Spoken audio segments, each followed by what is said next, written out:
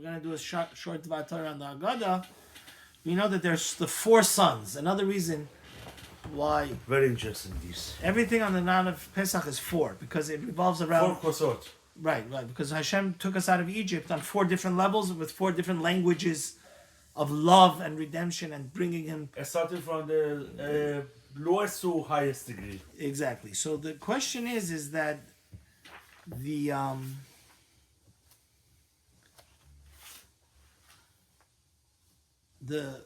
son that's a Rasha, that is really doesn't observe and is kind of doesn't believe anything. Rasha means here doesn't believe nothing. The evil child. It says that Ata hake'et shinav.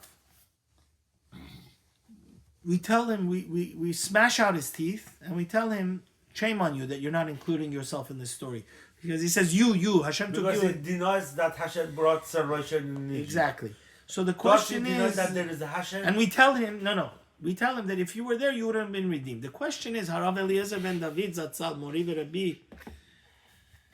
That's his sefer? Yeah, this is his Haggadah. Wow. He didn't put it out. His children put it out. But he's asked a very fundamental question. He says, smashing out the teeth is very uncharacteristic of Judaism. We always say, Divrei Chachamim menachat nishmaim, like we said in the Gerut Ramban. What does that mean? He says, wise people accept their words when they say it calmly.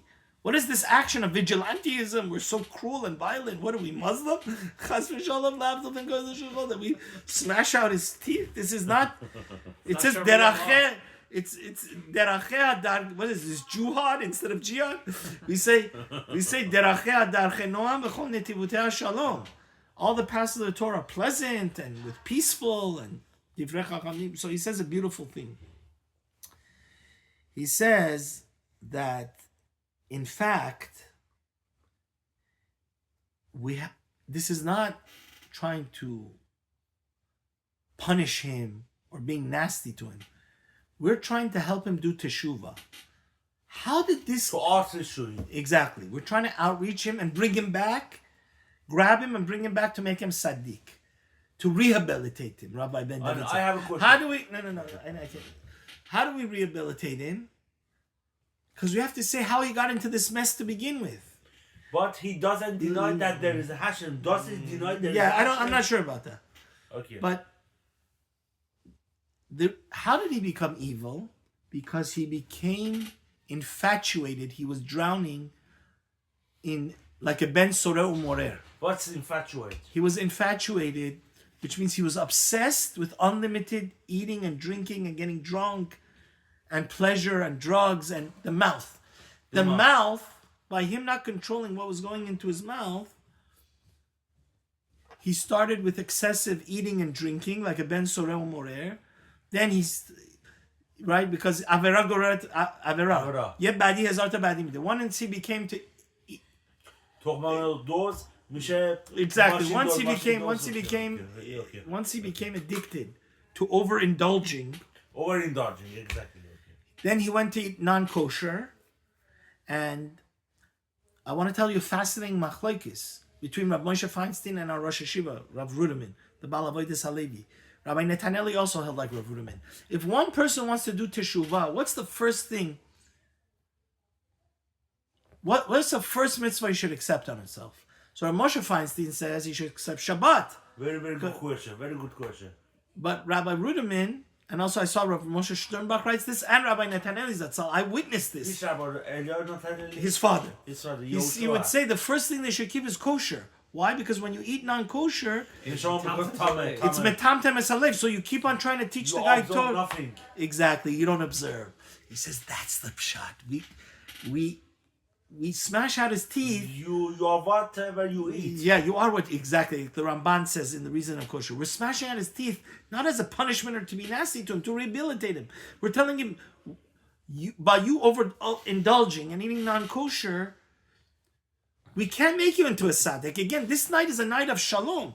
All the Jews all the families are near each other. The only way to make him kosher, it's not the chas v'shalom. Did you ever see anybody smash a Rasha? No, we are not Muslims. Okay. We don't do such a thing. Yeah. We're trying to teach him that, hey, if you want to get back and be part of our tribe and be a Sadiq, you have to start eating kosher. You have to start not indulging. By you getting drunk and acting like a Ben Sora Morer, an unholy person that eats and drinks and marry and is like an animal, then you're going to control your tim to malev. Once you start becoming eating in moderation, right? And being wise and eating kosher, now there's hope for you. Now we can rehabilitate you and Hashem should help us to realize that like the Rav Gedalia Shor brings another beautiful pshat. He says, one of the reasons why we're so happy and we make such a big deal about coming out of Egypt is because Chazal tell us that Egypt had the most sophisticated jail and security system. Before the Jews left, not even one African slave was able to escape. And here a whole nation went out? No smuggler. Yeah, nobody was able to get out. Yeah. So the one of the great Hasidic rabbis that was one of the big Balei Machshava, the Abliza says, Eved lo barach misham. That doesn't mean. It means a slave could never come out of there, which means what? It means hashkafically. It says the Egyptians, like Yosef, we saw with Yosef, the Egyptians were very, very immoral people. They had no self-control. He says a person... Regarding what? Regarding... For everything, sexuality, eating. And also zanut. Exactly. Yeah. So they were just about pure pleasure, whether in eating or... Worse than the... Balai shekam. Exactly. Shekam or zero shekam. Exactly. Avaz zero shekam, bad shekam. Then...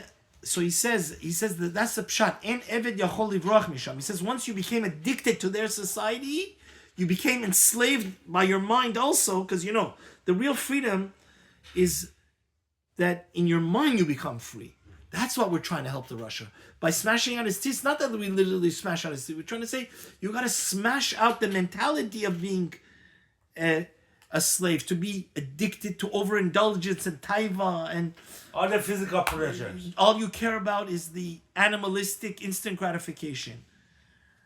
That's what it meant. That anybody the Esbiza that Rav Gedalia Shor brings, the society of Egypt was so addictive that once you became addicted to it, it's like you became an addict to heroin. You became trapped in their thing that you couldn't come out of your, because Mitzrayim means fences, Rav Tzadok HaKohen says. So may Hashem help us on this night of Passover. Hashem should free us from all our limitation. Amen. Baruch Hashem, we have a neshama, like I said in my first shiur, that's a spark of godliness. All of this is just a little bit dirt that comes around it. And I want to tell you something. Baruch Hashem, like I said in my first shiur, in our last, over 1 million Jews, whether outside of Israel, especially in Israel, have done teshuvah. So with the right approach, any Jew can be brought back to the right rate.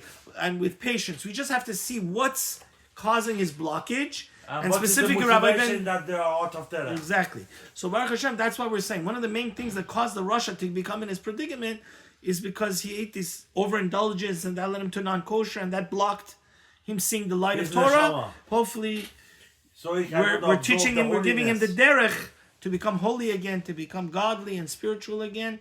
And Hashem should help us, each one on our own level. We should always grow and become free of all our limitations, because that's what Egypt is. And we should become, again, bizoche to Mashiach. Amen. Amen.